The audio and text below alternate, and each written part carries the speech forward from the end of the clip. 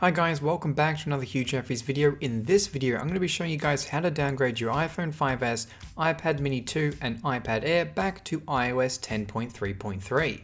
Now, this is made possible as Apple is still signing iOS 10.3.3 if you're updating on an iPhone 5S, iPad Air or iPad mini 2 on iOS 7.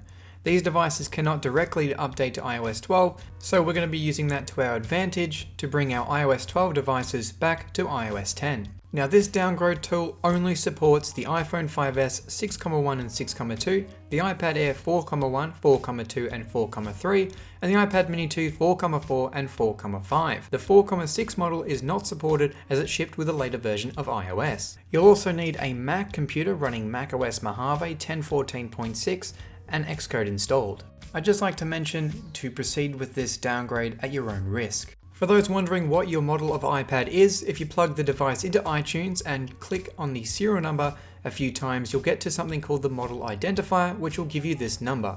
If you have a compatible device, you can head over to this GitHub page, shout out to Matthew for making this downgrade tool, and you can read about it and have a step-by-step instruction guide, although it's not too difficult to use. Once you download it, I suggest putting it on your desktop as this makes it extremely easier later on, and you should have a few files inside. Now that the downgrade tool is on the desktop, we can head over to IPSW.me and download the correct IPSW for our device. Because I'm going to be using an iPad Air, I'm going to select the iPad Air, and you can see a list of the IPSWs on this website.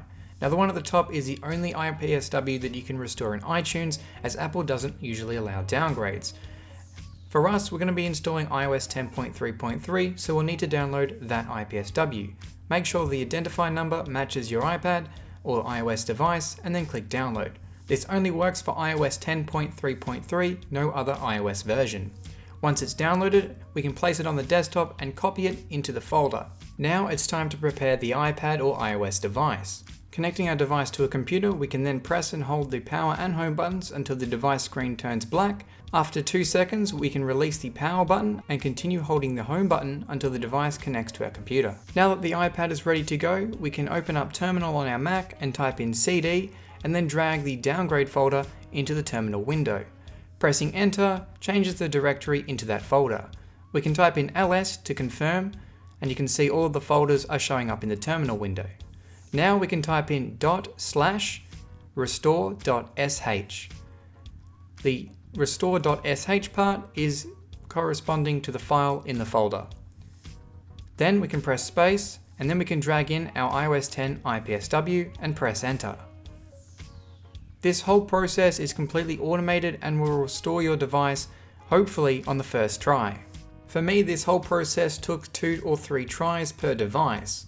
I'm not quite sure why that is, but usually you can tell if it fails, as the device will kick itself out of DFU mode and will most likely just restart into iOS 12. Now it may say it completed successfully, but if your device is still running iOS 12, then it obviously didn't. So we'll need to re-enter DFU mode and go back into terminal after it's finished and press the up arrow key to select the last command and then press enter. This will start the whole process again, and you may need to do this several times. However, when you see the green screen and then an Apple logo, we are now getting somewhere. Now it's just a matter of the iPad restoring the firmware and the device being reset to factory settings on iOS 10.3.3. After a quick reboot, the device is now at the hello screen and it's ready to be set up. So just like that, we were able to take our iPad from iOS 12.4 all the way back to iOS 10.3.3. The setup process is just like any other iPad, so obviously I didn't need to show all that, but you can see the iPad is now on iOS 10. I'm also going to demonstrate this on an iPhone 5S, so doing the same thing by entering the device into DFU mode, we can then proceed with the downgrade tool. Now for this, of course, we're going to need an iPhone IPSW, but basically the whole process is exactly the same. The only difference is we won't be selecting the iPad IPSW, but rather the iPhone IPSW for iOS 10.3.3 for our iPhone 5S. Now mine kept coming up with an error, and that was because it kept kicking itself out of DFU mode. To fix this, you just basically need to re-enter DFU mode and try the downgrade tool again.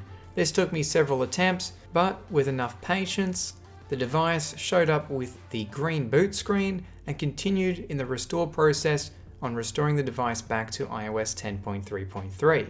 Now you might ask yourself, why would you want to do this? For me, it's a few reasons: speed, reliability, and I just prefer older versions of iOS. This is going to be very helpful though for me because my nan updated her iPad to iOS 11 after forgetting her passcode and then couldn't figure out the new app switcher and a bunch of new features that iOS introduced, and Apple refused to help us in putting it back to iOS 10 so my nan could understand how to use the device. And just like that, our iPhone 5S is now working fully and is now running iOS 10, which is absolutely awesome.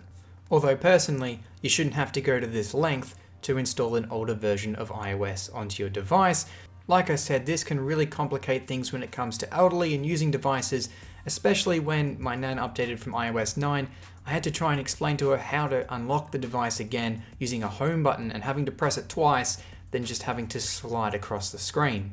So I hope you guys found this useful, and thanks to Matthew for the downgrade tool, so I can downgrade a heap of my devices back to iOS 10. And on that note, this has been a Hugh Jeffries video. If you like what you saw, hit that subscribe button and consider checking out the phone playlist for more videos just like this one. Also make sure to follow me on my social media, link for which is down in the description. That's all for this video, and I'll catch you guys next time.